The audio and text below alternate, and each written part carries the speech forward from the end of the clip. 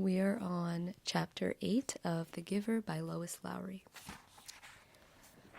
The audience was clearly ill at ease. They applauded at the final assignment, but the applause was piecemeal, no longer a crescendo of united enthusiasm. There were murmurs of confusion. Jonas moved his hands together, clapping, but it was an automatic, meaningless gesture that he wasn't even aware of. His mind had shut out all of the earlier emotions, the anticipation, excitement, pride, and even the happy kinship with his friends. Now he felt only humiliation and terror. The chief elder waited until the uneasy applause subsided.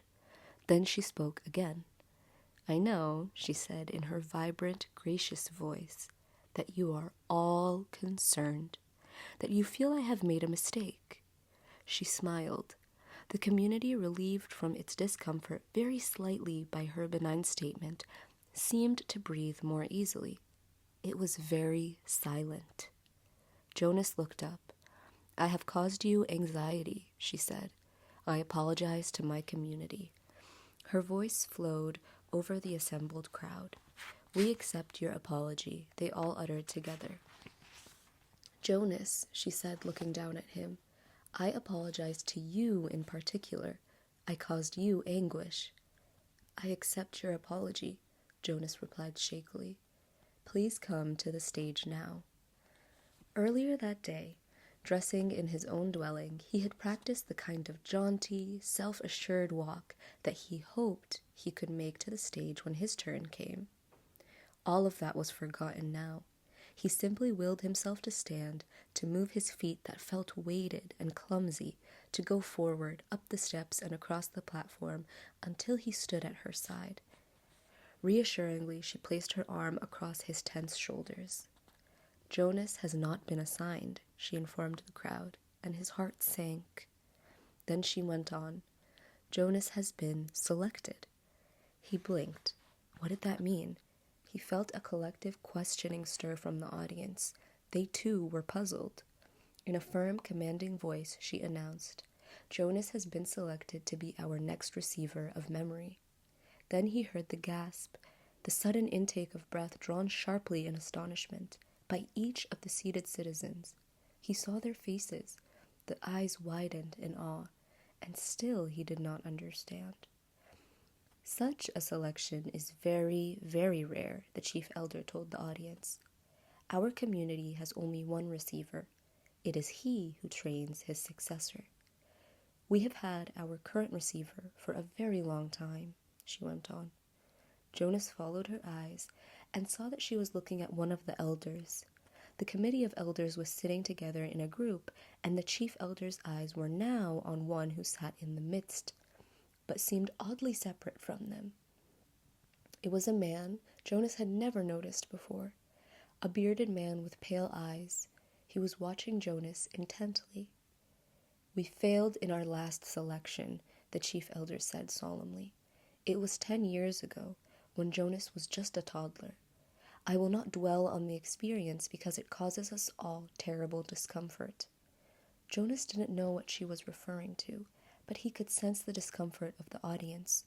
They shifted uneasily in their seats. "We have not been hasty this time," she continued. "We could not afford another failure. Sometimes," she went on, speaking now in a lighter tone, relaxing the tension in the auditorium, "we are not entirely certain about the assignments, even after the most painstaking observations. Sometimes we worry that the one assigned might not develop, through training, every attribute necessary. 11s are still children after all. What we observe as playfulness and patience, the requirements to become nurturer, could with maturity be revealed as simply foolishness and indolence. So we continue to observe during training and to modify behavior when necessary. But the receiver in training cannot be observed, cannot be modified. That is stated quite clearly in the rules. He is to be alone, apart, while he is prepared by the current receiver for the job which is the most honored in our community." "Alone?" apart? Jonas listened with increasing unease. Therefore, the selection must be sound. It must be a unanimous choice of the committee. They can have no doubts, however fleeting, if, during the process, an elder reports a dream of uncertainty, that dream has the power to set a candidate aside instantly. Jonas was identified as a possible receiver many years ago. We have observed him meticulously. There were no dreams of uncertainty. He has shown all of the qualities that a receiver must have. With her hand still firmly on his shoulder, the chief elder listed the qualities. Intelligence, she said. We are all aware that Jonas has been a top student throughout his school days. Integrity, she said next. Jonas has, like all of us, committed minor transgressions. She smiled at him. We expect that.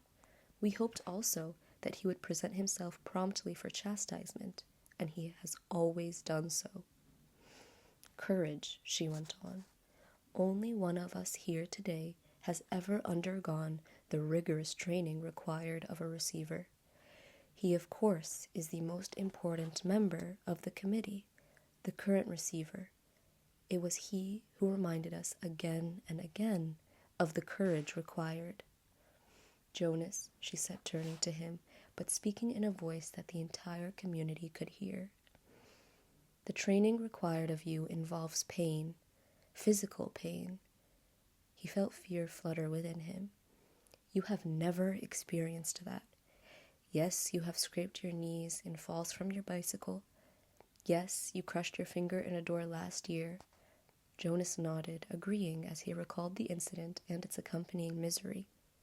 But you will be faced now, she explained gently, with pain of a magnitude that none of us here can comprehend because it is beyond our experience.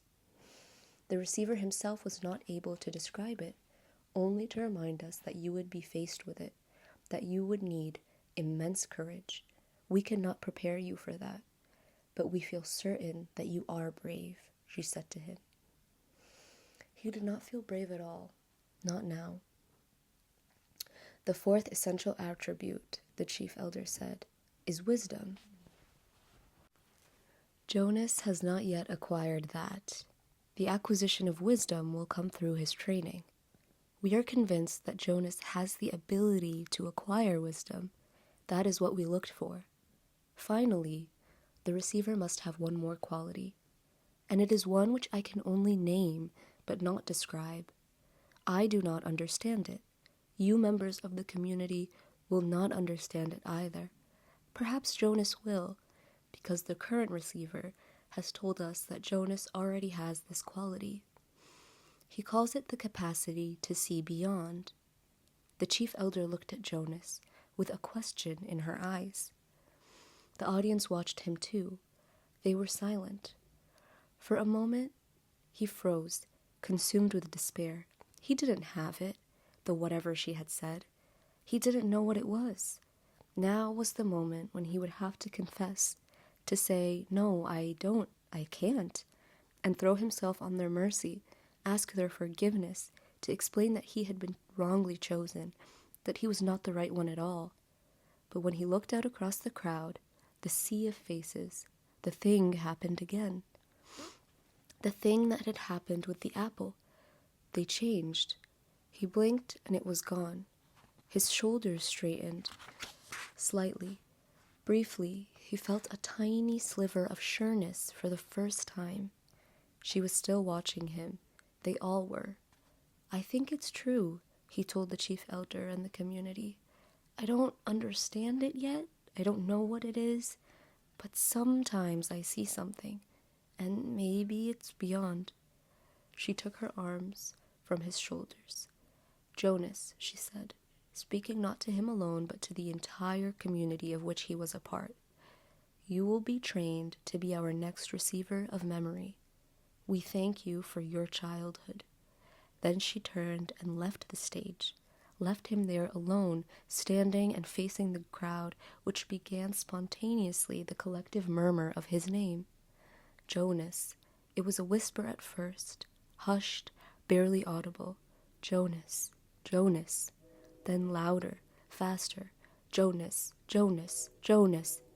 With the chant, Jonas knew the community was accepting him and his new role, giving him life, the way they had given it to the new child, Caleb.